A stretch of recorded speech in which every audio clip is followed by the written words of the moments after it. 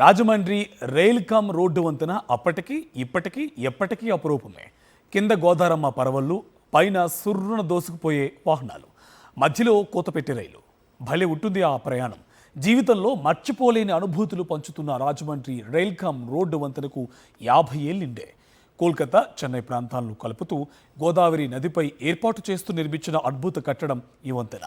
ఉభయ గోదావరి జిల్లాల మణిహారంగా ఉన్న రాజమండ్రి రైల్ కమ్ రోడ్డు వంతెనపై సాక్షి టీవీ ప్రత్యేక కథనం. దేశంలో అత్యుత్తమ నిర్మాణాల్లో ఒకటైన రాజమండ్రి రైల్ కమ్ రోడ్డు వంతెన నిర్విరామంగా 50 ఏళ్ల పాటు సేవలందిస్తోంది. రివర్ సిటీగా పేరున్న రాజమండ్రిలో గోదావరిపై దాదాపు 125 ఏళ్ల క్రితమే బ్రిటిష్ కాలంలో హ్యావ్ లాక్ వంతెన నిర్మించారు. 1897లో ప్రారంభమై 1900 నుండి ఈ వంతెన అందుబాటులోకి వచ్చింది. బ్రిటిష్ నిర్మాణాల్లో అత్యంత పటిష్టమైన కట్టడంగా గుర్తింపు పొందింది హ్యావ్ లాక్ వంతెన. 100 ఏళ్లు పూర్తయిన చెక్కు చెదరని ఈ నిర్మాణంపై రైళ్ల రాకపోకలను 1997లోనే నిలిపివేశారు. 100 ఏళ్ల పాటు రైళ్ల రాకపోకలకు ప్రధాన లైన్గా నిలిచిన హ్యావ్ లాక్కు ప్రత్యామ్నాయంగా మరో రైల్వే లైన్ ఏర్పాటు చేయాలని భావించిన భారత ప్రభుత్వం రైల్ కమ్ రోడ్డు వంతెన నిర్మించాలని 1964లోనే నిర్ణయించింది.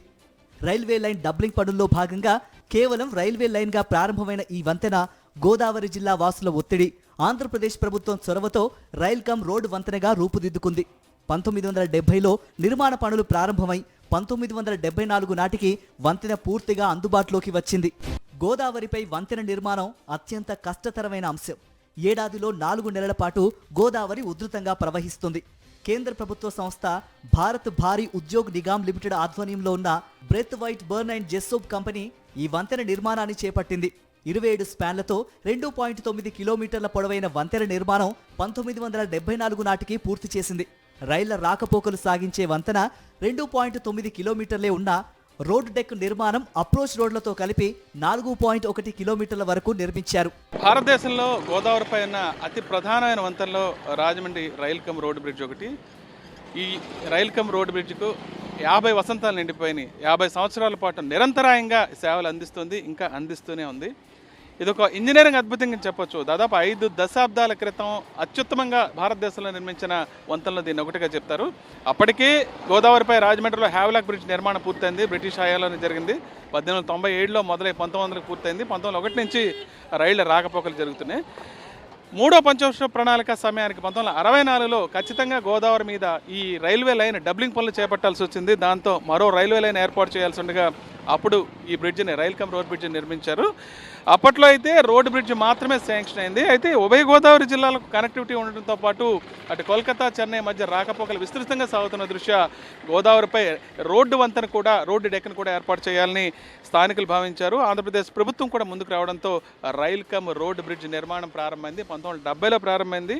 బ్రిడ్జ్ పొడవు 4.1 కిలోమీటర్లు ఉంటుంది. అందులో అప్రోచ్ రోడ్లు దాదాపు 1.5 కిలోమీటర్లు ఉంటాయి. భారతదేశంలో ఒక విశిష్టమైన బ్రిడ్జ్గా దీన్ని చెప్పొచ్చు. ఇంజిన్ టెక్నాలజీలో ఒక అద్భుతంగా చెప్పొచ్చు. ఎందుకంటే ఈ బ్రిడ్జ్ మీద దాదాపు 27 స్పాన్లు ఉంటాయి. అదేవిధంగా ఎక్కడికక్కడ క్రొకటైల్ జాయింట్స్ ఉంటాయి. అప్పట్లో అత్యుత్తమ టెక్నాలజీగా భావించారు. ఆస్ట్రేలియాలో న్యూ సౌత్ వేల్స్లో ఉన్న గ్రాంప్టన్ బ్రిడ్జ్ దాన్ని ఆధారంగా తీసుకుని, ఆ గ్రాఫ్టన్ బ్రిడ్జ్ ఆధారంగా తీసుకుని దీని నిర్మాణం జరిగిందని చెప్తారు. అనునిత్యం కొన్ని వేల వాహనాలు రోడ్డు వంతెన మీద, అదేవిధంగా వందల సంఖ్యలో రైళ్లు ఈ రైల్వే ట్రాక్ మీద ఇక్కడ పయనిస్తాయి.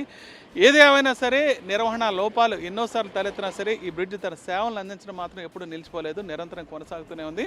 నిర్మాణం పూర్తయ్యాక ఈ రోడ్ కమ్ రైల్ బ్రిడ్జిని 23 నవంబర్ 1974న నాటి రాష్ట్రపతి ఫక్రుద్దీన్ అలీ అహ్మద్ ప్రారంభించి జాతికి అంకితం చేశారు. ఇప్పటికీ ఎటువంటి టెక్నాలజీ లేని టైంలో నిర్మించిన ఈ వంతెనను ఇంజనీర్స్ అద్భుతమని చెబుతారు నిపుణులు.